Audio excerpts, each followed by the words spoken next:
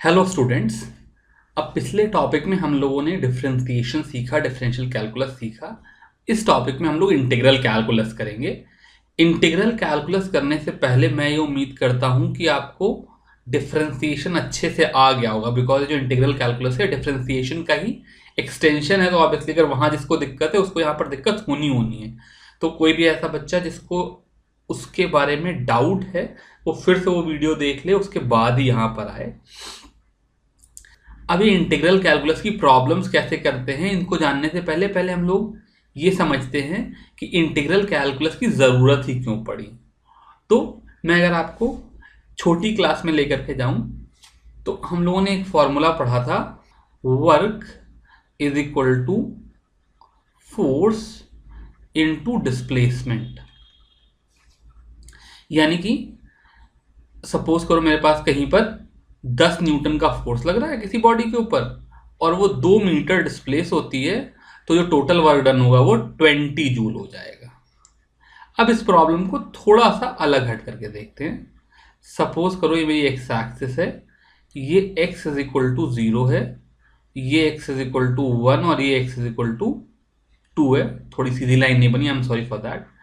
यहाँ पर एक बॉडी रखी है जिसके ऊपर मैं फोर्स F लगा रहा हूं और से for the time being F is a function of x।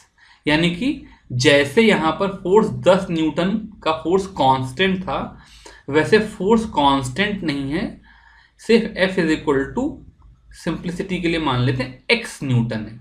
यानी कि जब x इज इक्वल टू 0 पे था तो 0 फोर्स लग रहा है, जब x इज इक्वल टू 0.5 पे होगा तो 0.5 न्यूटन का फोर्स लग रहा है, जब x इज इक्वल टू 1 है तो 1 न्यूटन का फोर्स लग रहा है, जब x इज इक्वल टू 2 है तो 2 न्यूटन का फोर्स लग रहा है। तो मेरे को इस तरह के वेरिएबल फोर्स के लिए वर्क निकालना है। ये प्रॉब्लम हम कैसे सॉल्व करें, इसके लिए मुझे इंटीग्रल कैलकुलस की जरूरत पड़ती है। तो अभी f x is equal to x को थोड़ा रुक करके देखेंगे। इन जनरल सपोज करो मेरे पास ये एफ एक्स फंक्शन है और force as a function of x, जैसे यहाँ पे f x is equal to x था, वैसे इन जनरल कोई भी फंक्शन है, मान लो ऐसा फंक्शन है, ये मेरा F X as a function of X आ गया। अब मैंने अपनी बॉडी को x is equal to x1 से x is equal to x2 तक डिस्प्लेस किया। यानी कि इनिशियली मेरी जो बॉडी थी वो यहां पर रखी थी, मैंने इसके ऊपर इतना फोर्स लगाया, लगाते लगाते लगाते मैं उसको x2 तक लेकर के गया जहां पे फोर्स इतना था। मुझको किसी तरीके से इस पूरे प्रोसेस में कितना वर्क हुआ ये निकालना है। तो चूंकि यहां पर फोर्स अपने आप में कांस्टेंट नहीं है, फोर्स वेरिएबल है, इसलिए मैं work is equal to force into displacement तो लिख नहीं सकता हूं। बिकॉज जब मैं फोर्स लूंगा तो सवाल फिर ये उठेगा कि फोर्स की वैल्यू ये ली जाए या ये ली जाए या बीच की कोई वैल्यू ली जाए, कौन सी वैल्यू ली जाए। तो लोगों ने इस चीज को हैंडल करने का एक तरीका डिवाइस किया। उन्होंने कहा कि सपोज करो मेरी बॉडी इस समय एक्स पर है और मैं यहां से इसको dx डिस्प्लेसमेंट कराकर x प्लस डी एक्स लेकर के जाता हूं, जहां पर dx इनफाइनाइटली स्मॉल है। मैंने बड़ा बनाया है लेकिन x प्लस डी एक्स और x के बीच में जो गैप है वो बहुत ही छोटा है। तो इस dx डिस्प्लेसमेंट के लिए जो फोर्स होगा वो कुछ, चाहो तो fx लिख लो और चाहे तो fx प्लस dx लिख लो। बिकॉज अगर dx बहुत स्मॉल है तो fx और fx प्लस dx में कोई ज्यादा अंतर नहीं होगा। तो जो मेरा फोर्स होगा वो fx होगा और इस fx फोर्स के अगेंस्ट जो डिस्प्लेसमेंट किया गया वो dx हो गया। ये जो छोटा सा एरिया निकल करके आया, जो कि यहां पर छोटा नहीं दिखाई दे रहा है बिकॉज मैंने dx बड़ा ले लिया है, ये जो छोटा सा एरिया है इसकी वैल्यू मैं dw लिखता हूं।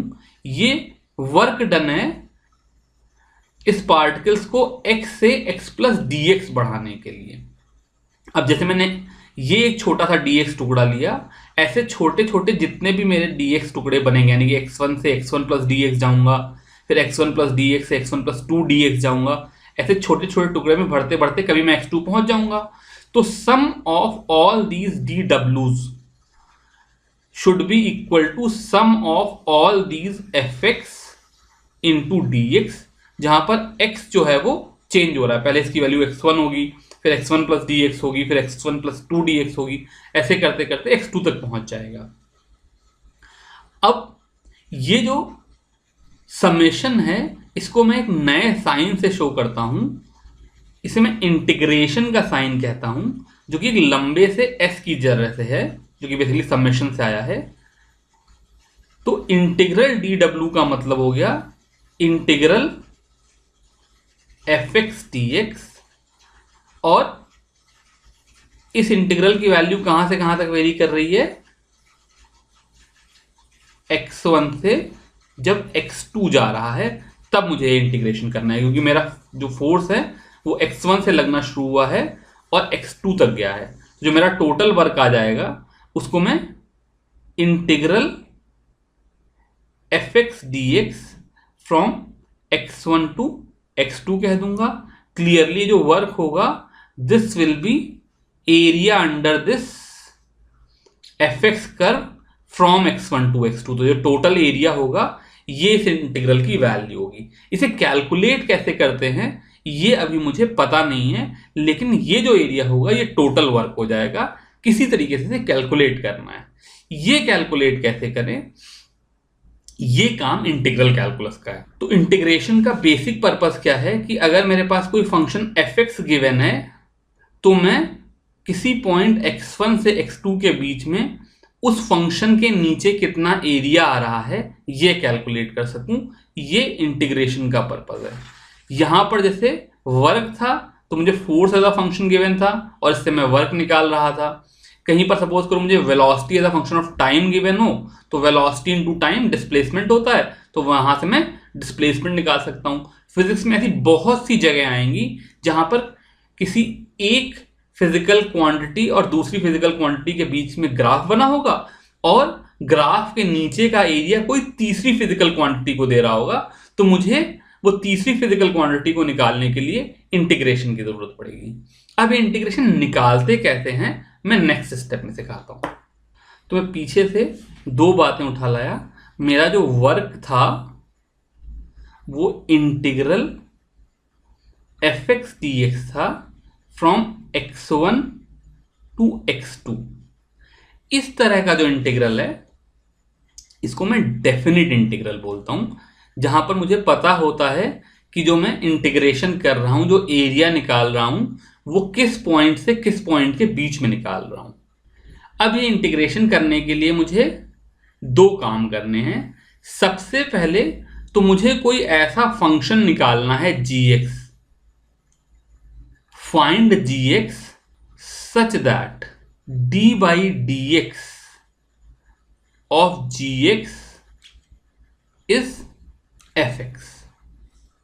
मेरा पहला काम क्या है कि मुझे कोई दूसरा एक ऐसा फंक्शन निकालना है जिसको डिफरेंशिएट करने से fx आ जाए। इसीलिए हम कहते हैं कि जो इंटीग्रेशन है वो डिफरेंशिएशन का उल्टा है। अगर fx का इंटीग्रल gx है तो gx का डिफरेंशिएशन fx होगा। ऐसे फंक्शन को फाइंड करने के लिए मैं एक सिंबल लिखता हूं। मैं लिखता हूं इंटीग्रल fx dx। इस बार यहां पर कोई x1 और x2 नहीं लिखे, इसकी वैल्यू gx होगी।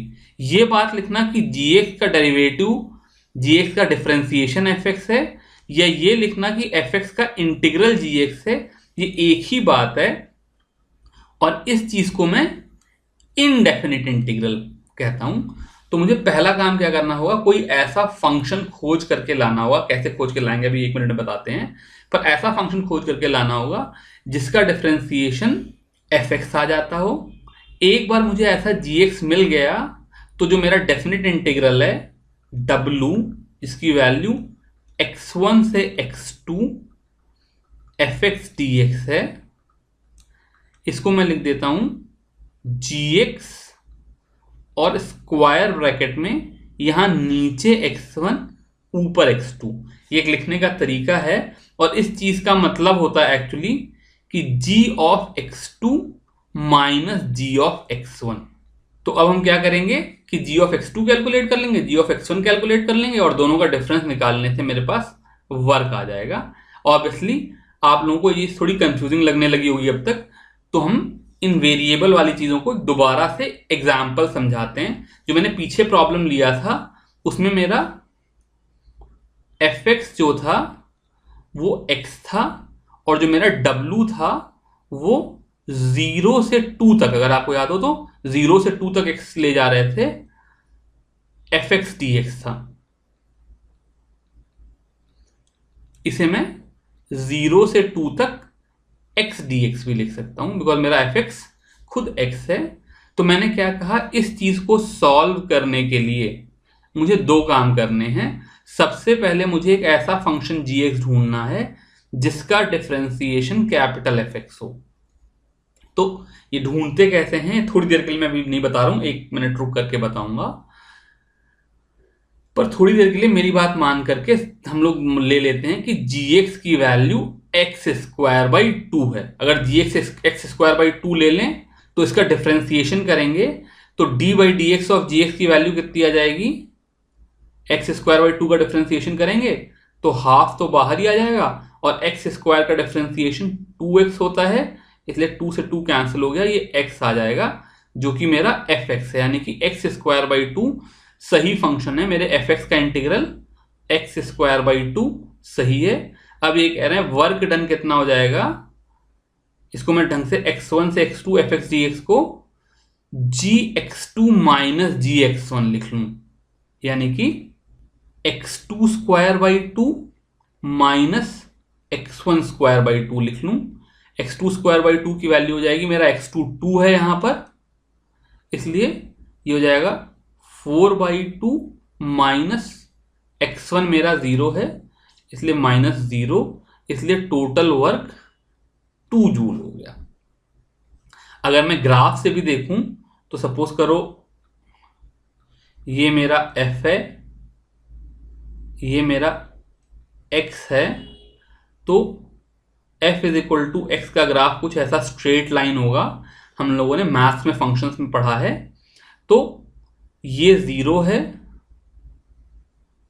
और ये पॉइंट 2 है, तो 0 से 2 तक जो एरिया अंडर द कर्व है, यहां पर हमारी किस्मत क्या अच्छी है कि वो एरिया एक ट्राइंगल ही है, तो इसका जो एरिया आ जाएगा वो half of base into height हो जाएगा।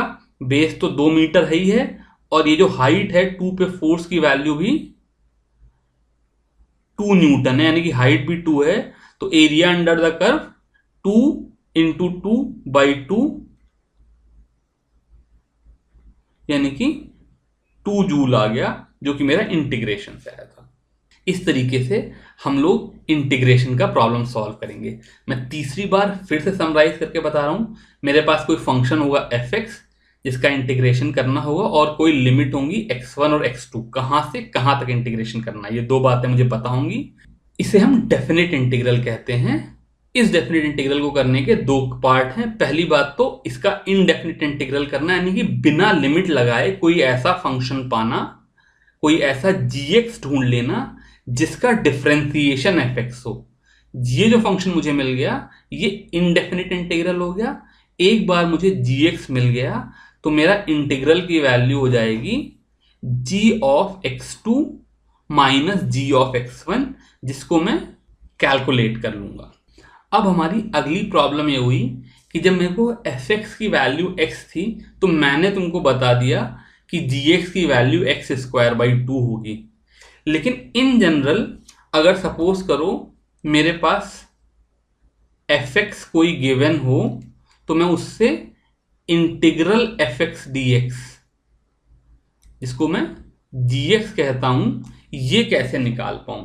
तो ये मैथमेटिक्स में कैसे निकालते हैं हम लोग इंटरेस्टेड नहीं हैं। यहां पर फिजिक्स में हम क्या करेंगे, आपका काम आसान करने के लिए कुछ स्पेशल फंक्शंस का इंटीग्रेशन बता देंगे। जैसे डिफरेंशिएशन में भी हमने डिफरेंशिएशन करके नहीं निकाला ना, हम लोगों ने कुछ स्पेशल फंक्शंस के लिए डिफरेंशिएशन की एक टेबल बना दी। वैसे यहां पर अगर मेरा फंक्शन x की पावर n है, जैसे पीछे x था तो वो एक्स की पावर 1 था, या एक्स स्क्वायर है, या एक्स क्यूब है। अगर मेरा फंक्शन एक्स की पावर n है, यहां पर एक्स की पावर 2/3 भी हो सकता है, तो जो इसका इंटीग्रेशन हो जाएगा वो एक्स की पावर n+1 अपॉन n+1 हो जाएगा।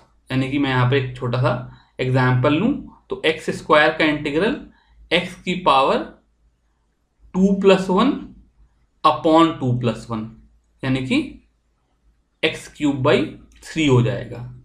एक्स की पावर -2 का इंटीग्रल एक्स की पावर -2+1 अपॉन -2+1, यानी कि एक्स की पावर -1 अपॉन -1 हो जाएगा। इस तरीके से पॉजिटिव नंबर हो, नेगेटिव नंबर हो, कोई भी नंबर हो, एक्स की पावर n का इंटीग्रल एक्स की पावर n+1 अपॉन n+1 हो जाएगा। क्लियरली ये बात किसी भी n के लिए ट्रू है other than n is equal to -1, because अगर n इज इक्वल टू -1 ले लेंगे तो ये वाला फॉर्मूला लगाएंगे तो डिनोमिनेटर में 0 आ जाएगा। डिनोमिनेटर में 0 तो प्रॉब्लमेटिक है। अगर n की वैल्यू -1 है तो जो फंक्शन x की पावर -1 है, इसको मैं 1/x भी कह सकता हूं, इसका इंटीग्रल ln x है। ln वही नेचुरल लॉग है। पीछे अगर तुमको डिफरेंशिएशन की टेबल याद हो तो हमने ln x का डिफरेंशिएशन 1/x पढ़ा था। तो आप इसलिए अगर ln x का डिफरेंशिएशन 1/x है तो 1/x का इंटीग्रेशन ln x हो जाएगा। ऐसे ही हमने पीछे पढ़ा था e की पावर x का डिफरेंशिएशन e की पावर x होता है, तो यहां पर e की पावर x का इंटीग्रेशन भी e की पावर x होगा। साइन x, पीछे मैंने पढ़ा था कि cos x का डिफरेंशिएशन माइनस साइन x था, तो यानी कि माइनस cos x का डिफरेंशिएशन साइन x हो गया, तो साइन x का इंटीग्रेशन माइनस cos x आ गया, और cos x का इंटीग्रेशन साइन x आ गया, क्योंकि पिछले टॉपिक में हमने पढ़ा था कि साइन x का डिफरेंशिएशन cos x होता है। अभी हम जो इंटीग्रेशन करने वाले हैं उसमें हमें सिर्फ इन 5 फंक्शंस के इंटीग्रेशन की जरूरत पड़ेगी। इसके अलावा और किसी फंक्शन की अगर कभी मुझको आगे चल करके जरूरत पड़ेगी, जो कि ज्यादा पढ़नी नहीं है, तो मैं वो इंटीग्रेशन वही सिखा दूंगा। फिलहाल आपको ये 5 इंटीग्रेशन ही सीखने हैं। इन इंटीग्रेशन को यूज करके हम सारे प्रॉब्लम सॉल्व कर सकते हैं। तो इस तरीके से हमें कुछ बेसिक फंक्शंस की इंटीग्रेशन पता चल गए। अब हम लोग इन बेसिक फंक्शन के इंटीग्रेशन से कुछ और प्रॉपर्टीज कर सकते हैं। तो पहली प्रॉपर्टी क्या है कि integral of f plus g d x is equal to integral f d x plus integral g d x, बल्कि मैं प्लस के साथ यहां पर प्लस माइनस दोनों लगा लूं। इसका मतलब क्या हुआ, सपोज करो मेरा जो f है वो x² है और g जो है वो मेरा x³ है। तो कोई मुझसे पूछे कि what is integral of x² plus x³ dx, तो मैं सिंपली जैसे डिफरेंशिएशन में कर लेता था वैसे ही समेशन के अबाउट इंटीग्रेशन को खोल दूंगा।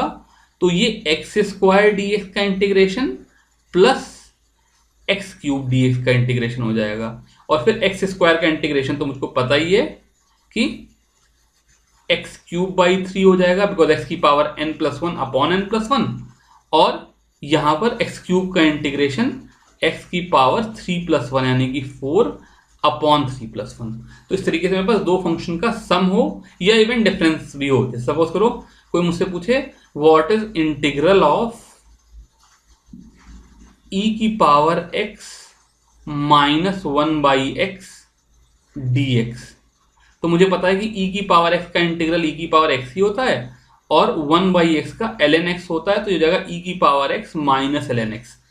इस तरीके से हम लोग सम या डिफरेंस ऑफ फंक्शंस के इंटीग्रेशन कर लेंगे। दूसरी प्रॉपर्टी जो है वो स्केलर मल्टीप्लिकेशन की है। सपोज करो ये मेरा कोई फंक्शन f हो और उसके साथ मैं किसी कांस्टेंट k को मल्टीप्लाई कर लूं, तो integration of k into F x D x की value k into integral F x D x हो जाएगी।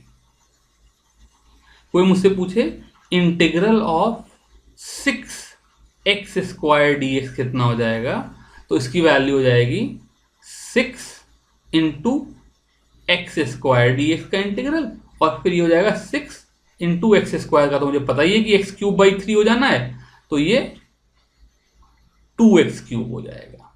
ये दूसरी प्रॉपर्टी है। तीसरी प्रॉपर्टी सब्स्टिट्यूशन से आती है।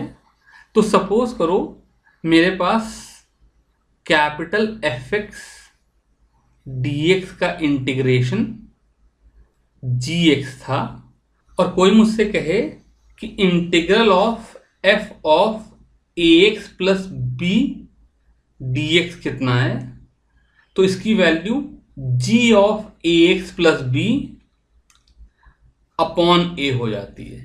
ये बात थोड़ी सी मुश्किल है, लेकिन फिर भी मैं एक एग्जाम्पल से समझाता हूं। सपोज करो जैसे मुझको पता है कि integral of cos x D x is equal to sine x, ये बात मुझको पता है। अब किसी ने मुझसे पूछा कि integral of cos of 5x plus 3 dx की वैल्यू कितनी होगी।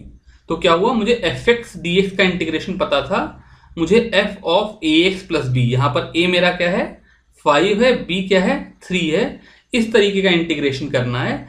तो मैं क्या कह दूंगा, it will be g of A x plus b, यानी कि sign of 5x plus 3 upon 5, यानी कि ये 1/5 साइन 5x प्लस 3 हो जाएगा। ये तीन प्रॉपर्टीज हैं जिनको यूज करके मैं और फंक्शंस इंटीग्रेट कर सकता हूं। यहां पर मैं दो बातें बहुत ही क्लियर बता दूं।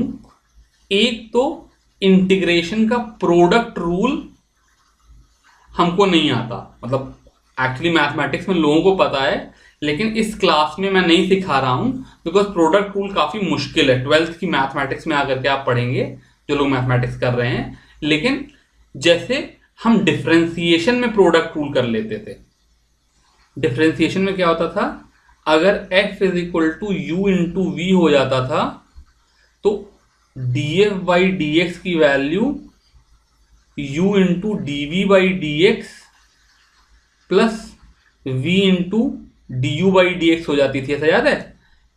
अगर यही सेम f इंटू यू हो तो integral of f d x is equal to u into integral of v d x plus v into integral of u d x.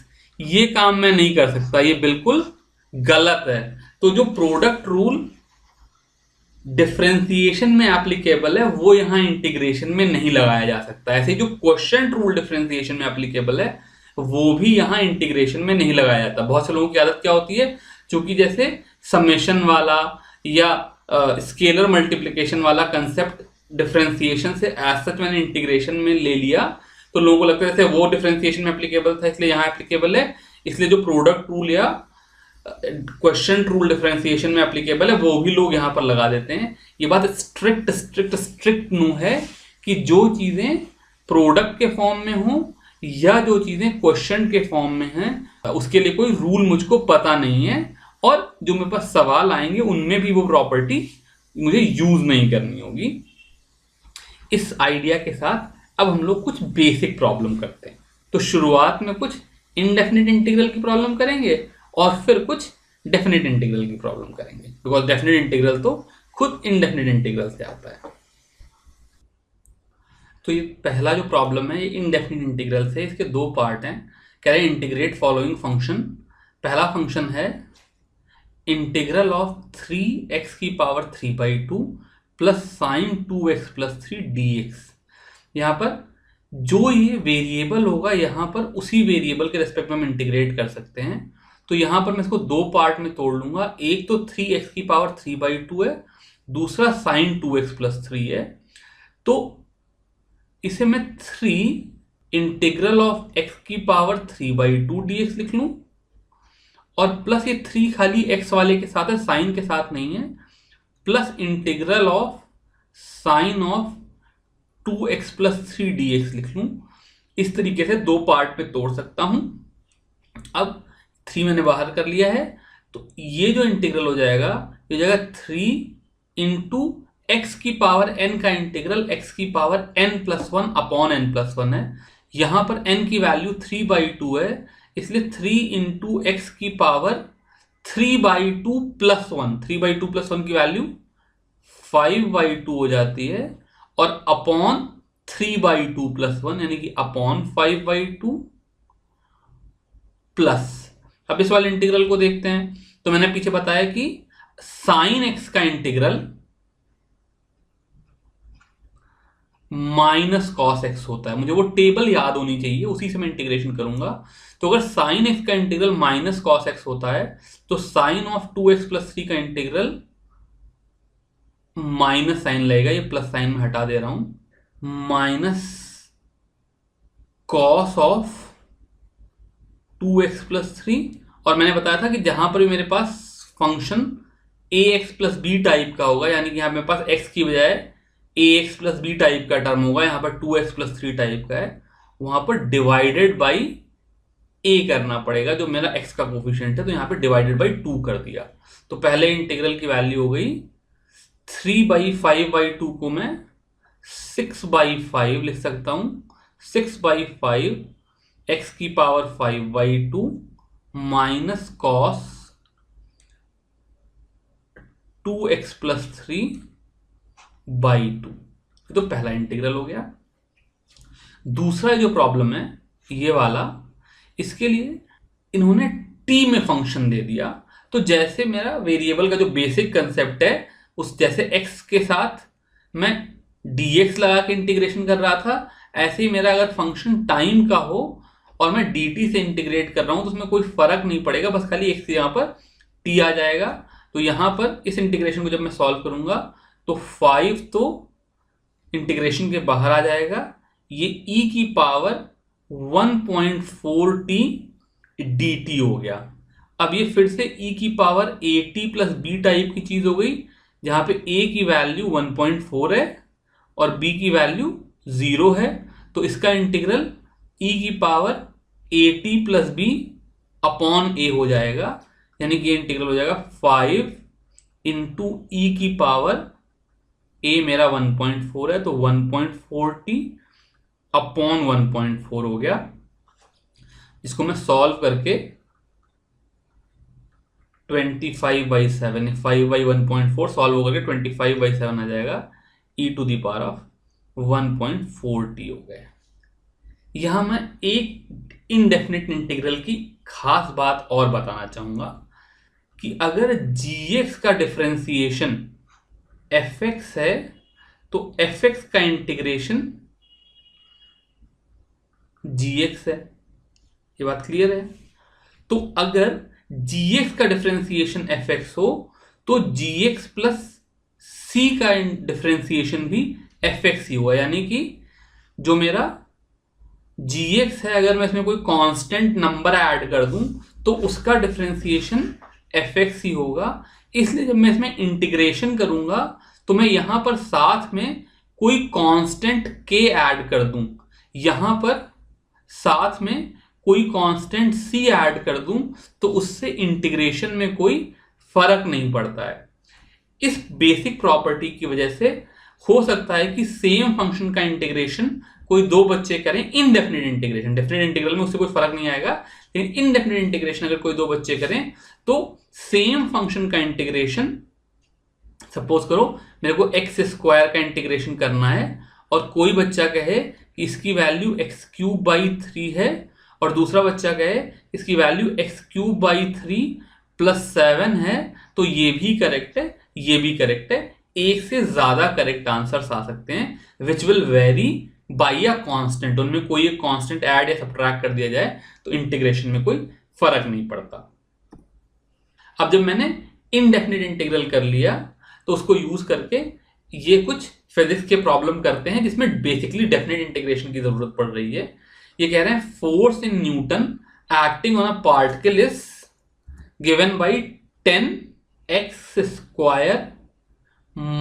x⁻²। ये मेरा फोर्स है, मुझे वर्क निकालना है, what is work done in moving it from x = 2 to 10। तो clearly अगर ये मेरा fx है, तो मेरा W जो हो जाएगा वो हो जाएगा 2 to 10 fx dx, जो कि 2 to 10x square minus 10x की पावर -2 dx हो गया।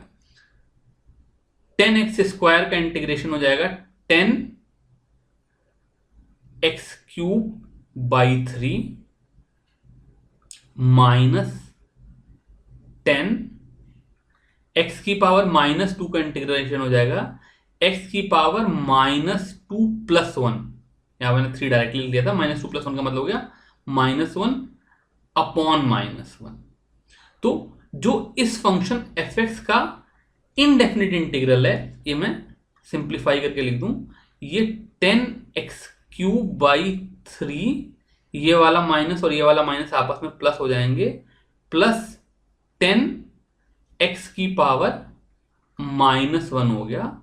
अब जैसा मैंने पीछे सिखाया था, इसमें मैं स्क्वायर ब्रैकेट में डाल करके यहां नीचे 2 और यहां 10 लिख लूंगा। ये इन्हीं लिमिट्स को लिखने का तरीका है। इसका मतलब जो मेरा वर्क डन हो गया वो 10x³/3 प्लस 10x की पावर -1 है, जहां पे x 2 से 10 तक वेरी कर रहा है।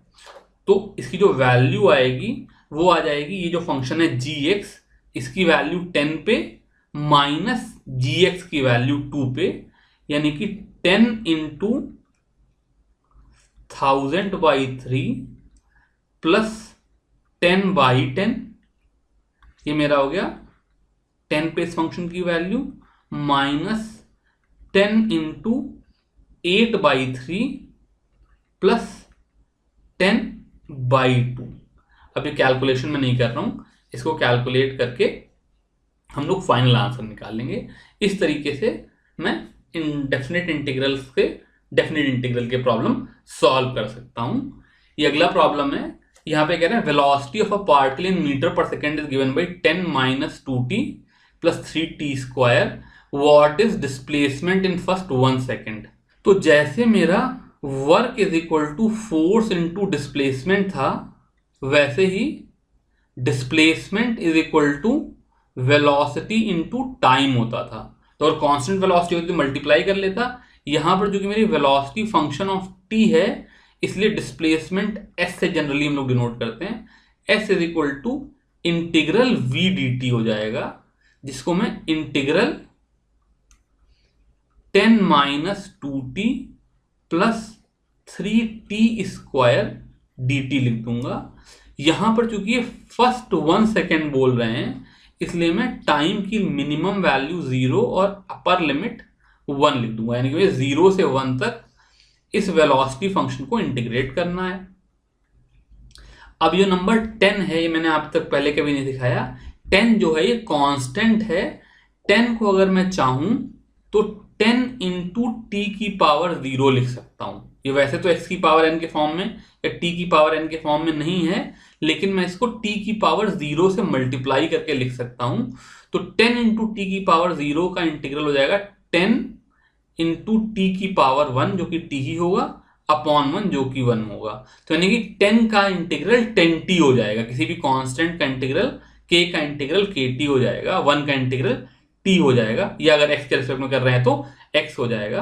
तो 10 का 10t हो गया, माइनस 2t का 2t²/2, तो 2 से 2 कैंसिल हो जाएगा, ये 2t²/2 यानी कि -t² प्लस 3t³/3, ये 3 से 3 भी कैंसिल हो गया। तो जो मेरा इंटीग्रल आया इनडेफिनिट, वो 10t - t² प्लस t³ आ गया। अब मुझे लिमिट डालनी है 0 से 1, तो इसकी वैल्यू हो जाएगी 10 - 1 प्लस 1 माइनस, जब 0 डालूंगा तब तो तीनों ही टर्म 0 हैं, यानी कि जो मेरा डिस्प्लेसमेंट हो जाएगा वो 10 मीटर आ जाएगा। इस तरीके से हम लोग इंटीग्रेशन के प्रॉब्लम सॉल्व कर सकते हैं। यहां मैंने वर्क का और डिस्प्लेसमेंट के 2 ही प्रॉब्लम करके दिखाए, पर आगे जब हम लोग फिजिक्स 11th क्लास की और 12th क्लास की पढ़ेंगे तो उसमें बहुत जगह पर मुझे दोनों इंटीग्रेशन और डिफरेंशिएशन दोनों की जरूरत पड़ेगी। जिस तरह से किसी बच्चे को मल्टीप्लिकेशन या डिवीजन ना आता हो, उसको 9th या 10th की फिजिक्स में जितनी दिक्कत होती उतनी ही दिक्कत आपको होने वाली है अगर आपको डिफरेंशिएशन या इंटीग्रेशन नहीं आता है 11th-12th की फिजिक्स में। इसलिए मेरी सिंसियर रिक्वेस्ट है कि इसको अच्छे से समझने की कोशिश करो। अगर एक बार में समझ में ना आए तो इस वीडियो को दोबारा देखो, लेकिन इसको समझ करके ही आगे बढ़ना। With this I finish this class. Thank you very much.